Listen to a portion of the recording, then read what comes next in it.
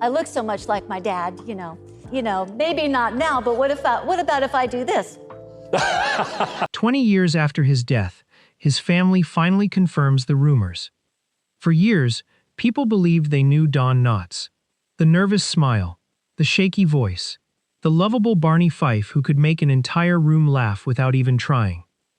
But 2 decades after his passing, the people who knew him best finally painted a much different picture.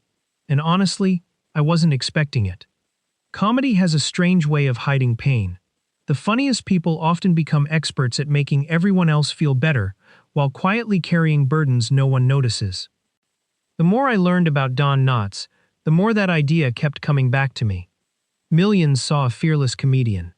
His family saw a man who spent much of his life battling fear. Long before Hollywood ever called, Don was just a little boy growing up in Morgantown, West Virginia. His childhood wasn't filled with happy memories. It was filled with uncertainty. Money was scarce. The house often felt tense.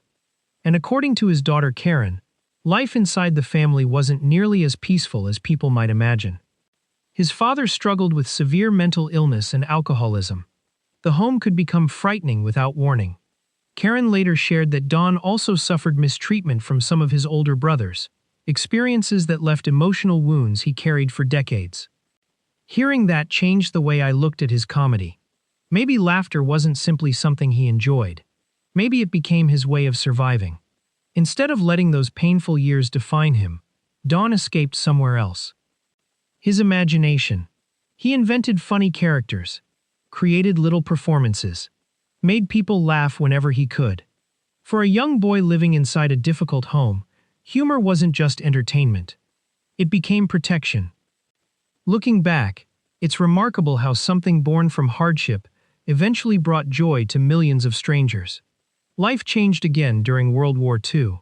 Don joined an Army entertainment unit, where he performed for servicemen instead of movie audiences. Those performances gave him confidence he'd never really experienced before. After the war ended, he packed his bags and headed for New York. There was no guarantee of success, very little money, just determination. Hollywood stories often skip over this part. The years of rejection, the tiny jobs, the auditions that went nowhere. Don lived through all of it before anyone knew his name. Then fate stepped in.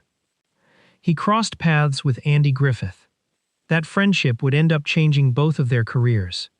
When the Andy Griffith Show arrived, Barney Fife quickly became one of television's most unforgettable characters. Don wasn't simply funny. He made Barney feel real. The nervous energy, the awkward confidence, the desperate need to prove himself. Audiences loved every second. The Emmy Awards followed. So did television history. But what viewers didn't know was that some of Barney's nervous habits weren't entirely acting. Years later, Karen revealed something that surprised many fans. Behind all those laughs, her father struggled with anxiety almost his entire life.